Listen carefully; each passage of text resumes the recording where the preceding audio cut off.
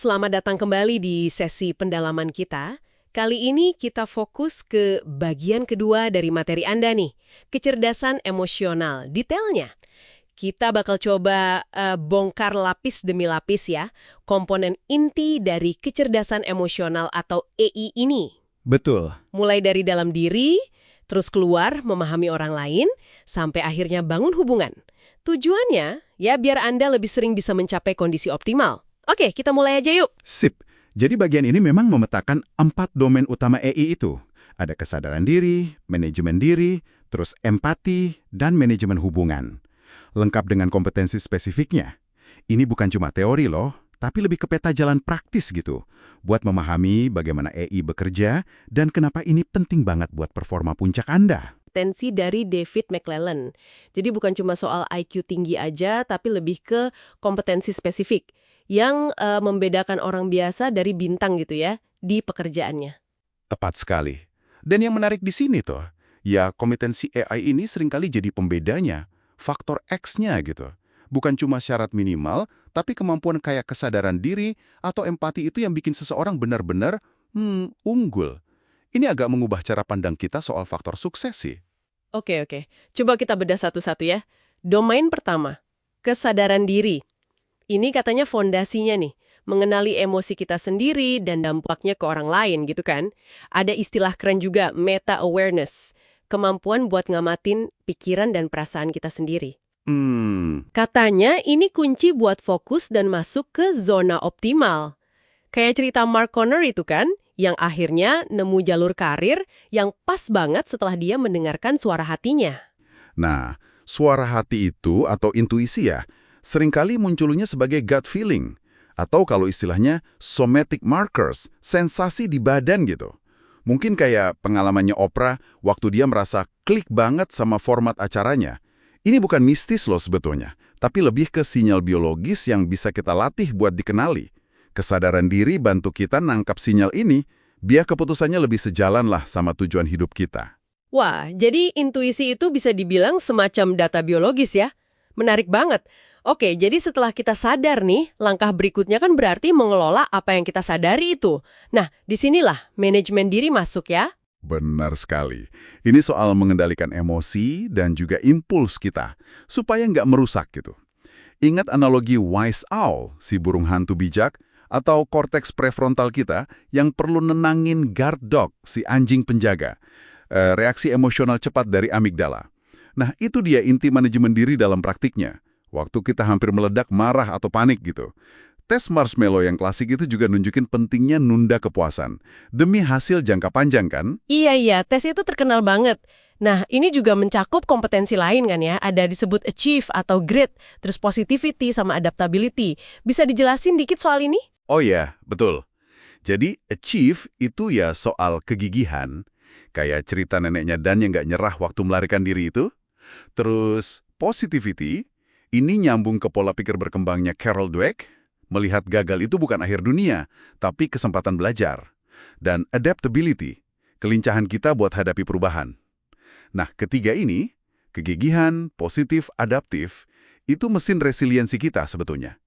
Bukan cuma soal bangkit lagi setelah jatuh, tapi gimana kita secara aktif menggunakan tantangan buat tumbuh, biar tetap fokus ke tujuan, tetap di jalur optimal.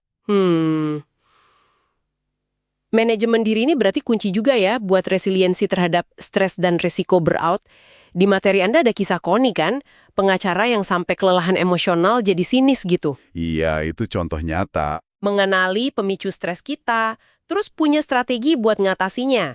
Entah itu cari makna dari kerjaan, fokus ke tugas, atau ya sekedar istirahat yang cukup, itu penting banget biar kita nggak tumbang.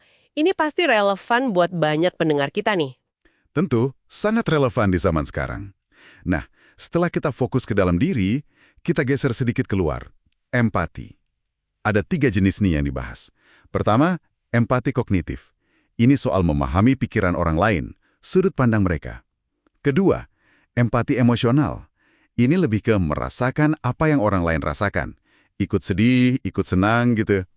Ketiga, kepedulian empatik. Ini nggak cuma merasa, tapi beneran peduli dan tergerak untuk bantu. Mengarah ke welas asih lah.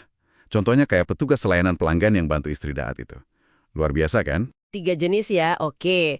Tapi empati ini ada tantangannya juga kan ya. Disebutin soal detached compassion, welas asih yang agak berjarak gitu. Kayak yang dialami dokter bedah saraf, dokter Cod, yang harus jaga jarak emosi biar tetap bisa objektif dan efektif pas operasi. Betul, itu satu tantangan. Atau tantangan lain, perpecahan sosial yang bikin ada narasi kita vs mereka.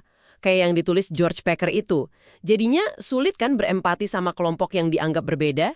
Iya, itu hambatan yang nyata sekali. Empati sejati itu butuh usaha ekstra buat melihat kesamaan kita sebagai manusia melampaui perbedaan kelompok. Dan ini nyambung langsung ke domain terakhir, manajemen hubungan. Ini intinya adalah aplikasi dari semua yang tadi, kesadaran diri, manajemen diri, empati, dalam interaksi kita sehari-hari. Oke, jadi gimana semua itu kita terapkan dalam hubungan? Ada kompetensi kuncinya juga kan di sini? Yap, ada beberapa. Misalnya, influence, kemampuan mempengaruhi orang lain secara positif. Contohnya, Darcy Winslow di Nike yang berhasil dorong penggunaan bahan ramah lingkungan. Terus ada coach mentor, mengembangkan potensi orang lain. Kayak Jonathan yang sabar banget bimbing Manny sampai bisa berkembang. Ada juga inspire, membangkitkan semangat lewat visi atau tujuan bersama. Kayak pendiri Tom Shoes atau tim vaksin Pfizer itu. Mereka menginspirasi kan? Dan terakhir, konflik management. Kemampuan buat kelola konflik secara konstruktif. Kayak Dolores yang bisa bangun jembatan komunikasi sama Paul, padahal awalnya beda pendapat banget. Wah, lengkap ya. Jadi kalau ditarik benang merahnya, membangun hubungan yang kuat itu, ya butuh kombinasi semua pilar EI tadi ya. Mulai dari kenal diri sendiri dulu, terus bisa kelola diri, baru bisa paham orang lain, dan akhirnya bisa berinteraksi dengan efektif, gitu ya. Tepat sekali, nggak bisa dipisah-pisah, semuanya saling terkait dan saling memperkuat. Membangun hubungan atas dasar percaya dan peduli itu nggak cuma baik buat orang lain, tapi juga bantu kita sendiri buat lebih sering berada di kondisi optimal, lewat interaksi yang positif dan suportif itu. Oke, jadi itu dia tadi rangkuman detail dari 4 pilar kecerdasan emosional ya. Kesadaran diri, manajemen diri, empati, dan manajemen hubungan. Kita udah lihat komponen-komponennya, kompetensinya, plus contoh-contoh nyata dari materi yang Anda bagikan. Cukup jelas sih gambarannya? Nah, ini mungkin bisa jadi bahan renungan nih buat Anda yang mendengarkan. Setelah kita kupas detailnya gini, kira-kira aspek mana dari kecerdasan emosional yang mungkin satu domain tertentu atau satu kompetensi spesifik yang menurut Anda paling relevan, atau mungkin yang paling ingin Anda kembangkan saat ini. Entah itu untuk lebih sering mencapai kondisi optimal Anda, atau untuk lebih baik dalam menavigasi hubungan-hubungan penting dalam hidup Anda. Sesuatu untuk Anda pikirkan lebih lanjut ya.